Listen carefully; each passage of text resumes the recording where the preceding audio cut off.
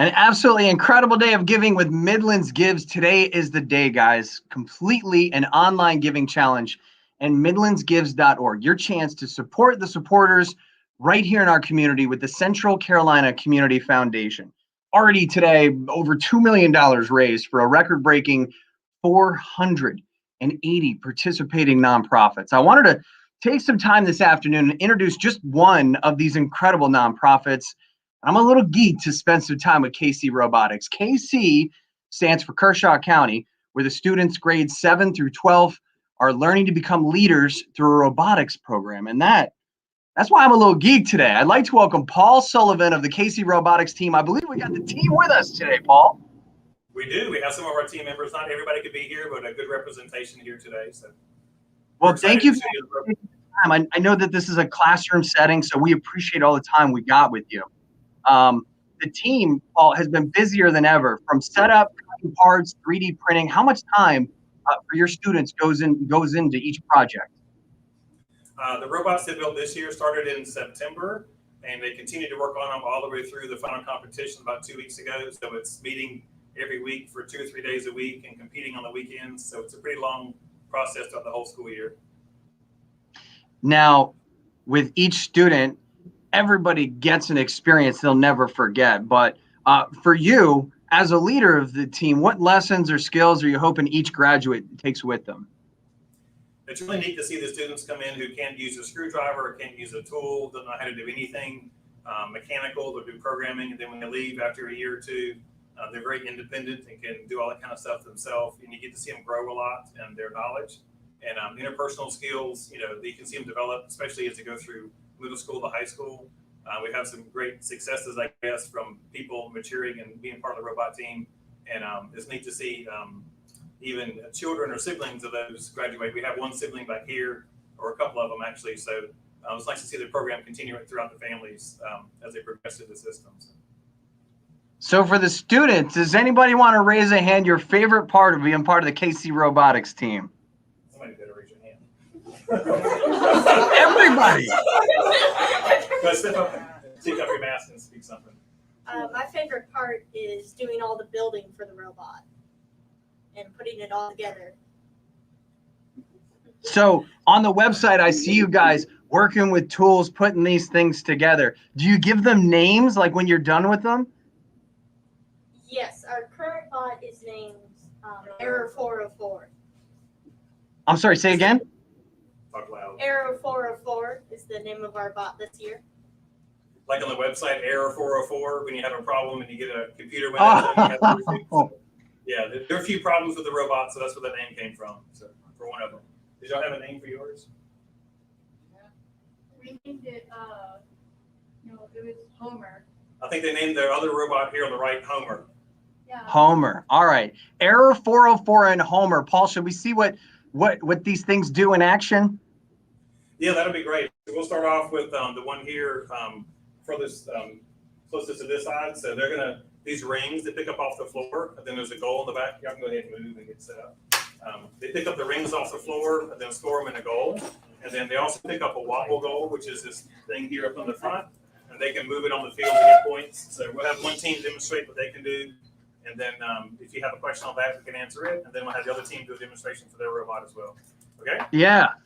Off to the races. Homer and Error 404. Let's see what's going on, guys.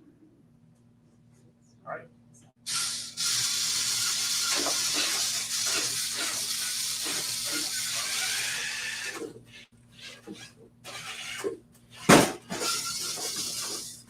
Please come grab a wobble.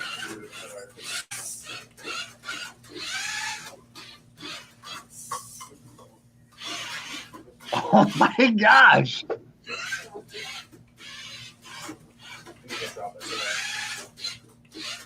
Okay.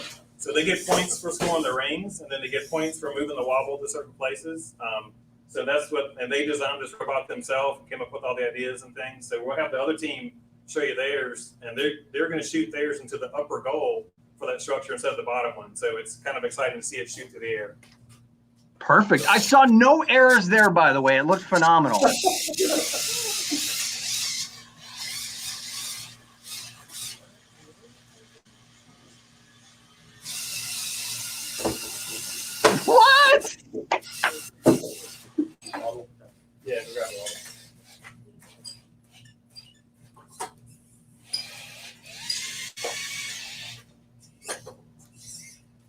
This is why I was a little geek today. Very cool. As you can imagine, if you put it in the higher goal, you get extra points in the low goal. So they chose a strategy to shoot the rings to the air to get the more points instead of going to the low goal. So different strategy, but both robots did really well. Not just getting hands-on with the tools, developing those skills. I imagine there's a certain level of programming that goes into that too, guys. Is that right? Yeah, why don't y'all come out, the Robo Rebellion, and everybody.